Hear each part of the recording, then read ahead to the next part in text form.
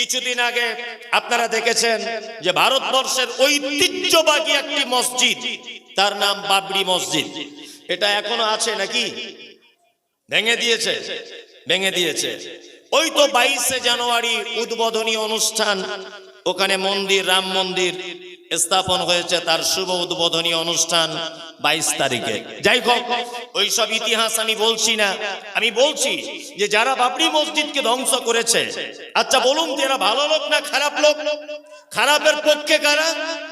আপনারা সবাই, তাই না? আর যখন বাবরি মসজিদ ভাঙা হয়েছে তখন ভারতবর্ষের মুসলিমরা, প্রাণপ্রিয় মুসলিম যারা, তারা কিন্তু দোয়া করেছে।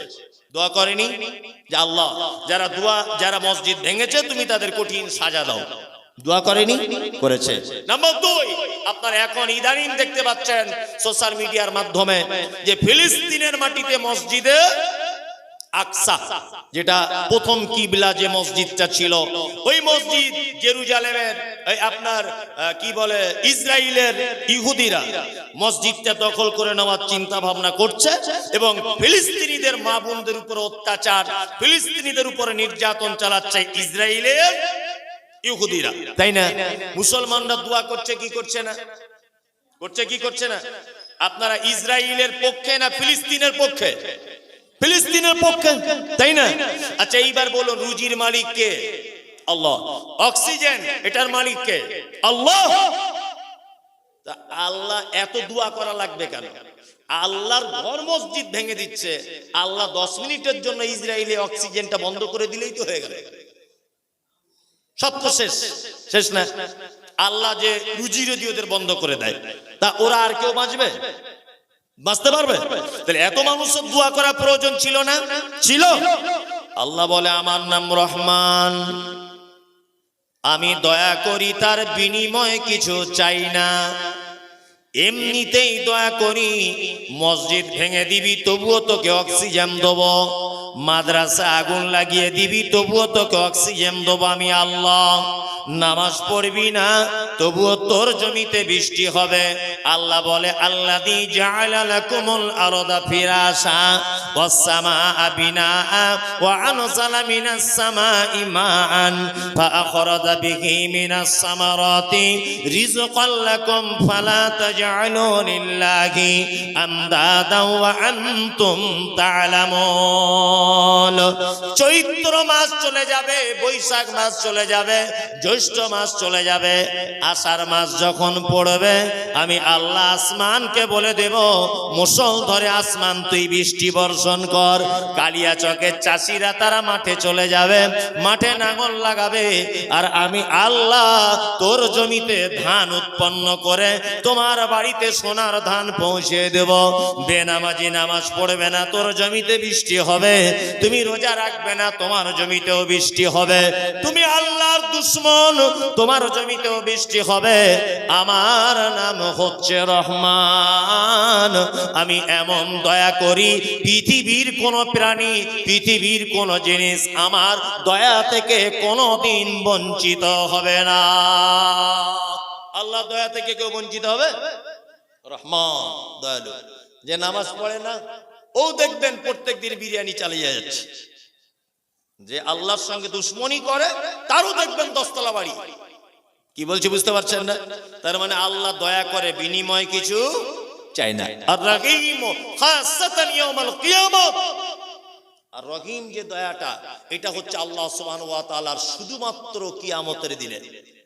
ওই জন্য আপনারা যারা বসে আছেন, আপনাদের কাছে আমার বিনীত অনুরোধ, যখন নামাজে দোয়া করবেন তখন একটা কথা বলবেন। মেয়েরা ভালো করে শুনে রেখে দেন, নামাজে যখন দোয়া করবেন একটা কথা বলবেন যে আল্লাহ দুনিয়াতে তুমি আমাকে যা করছো করছো, আখিরাতে যেন তোমার দয়া থেকে আমাকে বঞ্চিত করে দিও না। আর আখিরাতে যদি কোনো মানুষের উপরে আল্লাহর দয়া হয়ে যায় তাহলে তার থাকার জায়গা জান্নাত। তারপরে আমরা কি বলি? মালিকি ইয়াউমিদ্দিন, কিয়ামতের দিবসের মালিক কে? কে? আল্লাহ সুবহানাহু ওয়া তাআলা। আল্লাহু আকবার। কিয়ামতের দিবসটা যে কেমন হবে এটা আপনাকে বলে বোঝানো যাবে না। মানে আমি অনেক সময় আবেগে বলতে পারি না, মানে বলতে গেলে মন খারাপ হয়ে যায়। কিয়ামতের দিবসের বর্ণনা আল্লাহ যেভাবে দিয়েছে কোরআনে, আর আল্লাহ নবী সাল্লাল্লাহু আলাইহি ওয়াসাল্লাম যেভাবে কোরআন হাদিসের ভিতরে কিয়ামতের বর্ণনা দিয়েছেন, এটা যদি একটা একটা করে নিখুঁত ভাবে যদি মানে আলোচনা পর্যালোচনা যদি করা যায়, তা কঠিন হৃদয়ের মানুষ হলেও তার অন্তর গলে যাবে। जमीन अगर पत्थर हो तो बारिश से क्या होगा, दिल अगर पत्थर हो तो तकरीर से क्या होगा। কারোর অন্তর যদি পাথর হয়ে যায় তার কিছু হবে না, কিন্তু যার ভিতরে ঈমান বলে কিছু আছে তার মন গলে যাবে। আপনারা জানেন কিছুদিন আগে তুরস্কের মাটিতে একটা ভূমিকম্প হয়েছিল, দেখেছেন। বিজ্ঞানীদের ভাষা হচ্ছে যে এই ভূমিকম্পটা মূল মাটি থেকে ৮,০০০ ফুট নিচেতে এই ভূমিকম্পর উৎপত্তি। কি বললাম বুঝলেন? আমি কলম পত্রিকা থেকে আপনাকে বলছি একদম কারেন্ট কথা। মূল উৎপত্তি কোথায়? মাটি থেকে ৮,০০০ ফুট নিচে। এই ৮,০০০ ফুট নিচে যারা বসে আছেন, বিনীত অনুরোধ আপনি আমার দিকে তাকান। কিয়ামতের বর্ণনাটা আপনাকে বলছি, দেখুন। মায়েরা যারা আছেন দয়া করে বলছি ডিস্টার্ব করিয়েন না, আপনি আমার দিকে অ্যাক্টিভ হন। কিয়ামতের বর্ণনা সেই দিন এই উপরে কারা চিল্লামিল্লি করছে? কারা? এই উপরে স্কুলের উপরে কারা আছেন ভাই? খাওয়া দাওয়া হচ্ছে, ঠিক আছে। এত সুন্দর একটা পরিবেশ নষ্ট হয়ে যাবে? জানতো আপনি? জানতো? এত সুন্দর একটা পরিবেশ নষ্ট করিয়েন না। খাওয়া দাওয়া হচ্ছে, ঠিক আছে, খাওয়া দাওয়া হোক, অসুবিধা কি আছে? এত সুন্দর একটা পরিবেশ এই বছরের, আমি তো বলবো যত জলসা করেছি আজকে শ্রেষ্ঠ পরিবেশ এটা, আলহামদুলিল্লাহ। এত সুন্দর পরিবেশ পাওয়া যায় না। যাই হোক, মানে কিয়ামতের বর্ণনা দিচ্ছিলাম। তা ওই আপনার তুরস্কে যে ভূমিকম্পটা মাটি থেকে কত ফুট নিচে বললাম? ৮,০০০ ফুট। মূল ভূমিকম্প ৮,০০০ ফুট নিচে। তার ফলশ্রুতিতে উপরের বিল্ডিং গুলো থর করে কাঁপতে কাঁপতে সব ধূলিসাৎ হয়ে গেল। দেখেছেন? অজস্র মানুষ মারা গেল, অজস্র গৃহপালিত পশু সব শেষ হয়ে গেল। দেখেছেন না? দেখেছেন? এটা দুনিয়ার ভূমিকম্প। আর কিয়ামতের দিনের ভূমিকম্প আল্লাহ তাআলা কি বলছেন? আল্লাহ তাআলা বলছেন, ইজা জুলজিলাতিল আরজু জিলজালাহা ওয়া আখরাজাতিল আরদু আসকালাহা। কিয়ামতের দিবসের ভূমিকম্প হবে এত ভয়ঙ্কর ভূমিকম্প।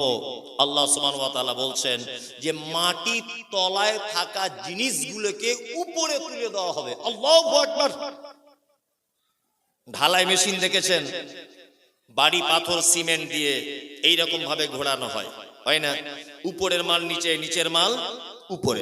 ঠিক তেমন কিয়ামতের দিনের ভূমিকম্পটা এইরকম ভাবে হবে। শুধু এই নয়, আল্লাহ সুবহানাহু ওয়া তাআলা কিয়ামতের দিনের বর্ণনা দিতে গিয়ে বলছেন, ইয়া আইয়ুহান নাসুত্তাকু রাব্বাকুম। হে মানুষ, তোমরা আল্লাহকে ভয় করো। ইন্না জালজালাতাস সাআতি শাইউন আযীম। নিশ্চয়ই কিয়ামতের দিবসের ভয়াবহতা বড় কঠিন ভয়াবহতা। কেমন ভয়াবহতা?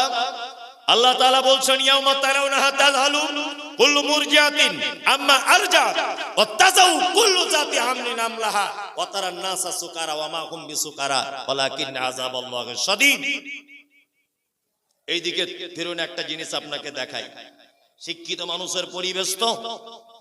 এই যে ছেলেটা এখানে আছে, একে যদি আমি একটা এখন ঘুষি যদি মারি, আর এই ঘুষির ওজনটা যদি 50 ডিগ্রি সেলসিয়াস যদি এই ঘুষিটার ক্ষমতা যদি হয়, এক কথায় সাধারণ ভাষায় বুঝুন, আমার এই ঘুষিটা যদি 50 ডিগ্রি পর্যন্ত হয় তাহলে এ বাঁচবে। আমার এই ঘুষির ওজন যদি 52 ডিগ্রি পর্যন্ত পৌঁছে যায়, এ নাও বাঁচতে পারে। পৃথিবীতে নারী পুরুষ দুটো লিঙ্গ। চিকিৎসা বিজ্ঞানীদের ভাষা যে আমার এই ঘুষিটা যদি আমি কোনো মেয়ের বুকে বা মেয়ের পিঠে বা কোনো মেয়ের হাতে যদি মারি, আর সেই ঘুষির ওজন যদি 56 ডিগ্রি পর্যন্ত যদি পৌঁছে যায়, তবু একটা মেয়ে স্বাভাবিক গতিতে বেঁচে থাকবে, তার কোনো অসুবিধা হবে না। তার মানে পুরুষের থেকে নারী বেশি সহ্য ক্ষমতা রাখে, তাই না? ওই জন্য অনেক মেয়েরা স্বামীর কাছে গরুর মতো মার খাচ্ছে, তবুও টিকে আছে। মানে ওটা আল্লাহর পক্ষ থেকে ওদের সহ্য ক্ষমতা বেশি। এটা চিকিৎসা বিজ্ঞানীরাও বলছে। কি বলছে? যে একটা মেয়ের নরমালে বাচ্চা হওয়ার যে কষ্ট, এই কষ্টটা 56 ডিগ্রি পর্যন্ত এর তীব্রতা থাকে। এই কষ্টটা যদি পুরুষ মানুষের হতো, অর্থাৎ এই বাচ্চা হওয়ার সিস্টেম যদি কোনো কারণে পুরুষ মানুষের যদি হতো, তাহলে 100টার ভিতরে 82 থেকে 83টা পুরুষ মানুষ মারা যেত। কি বললাম বুঝতে পারছেন?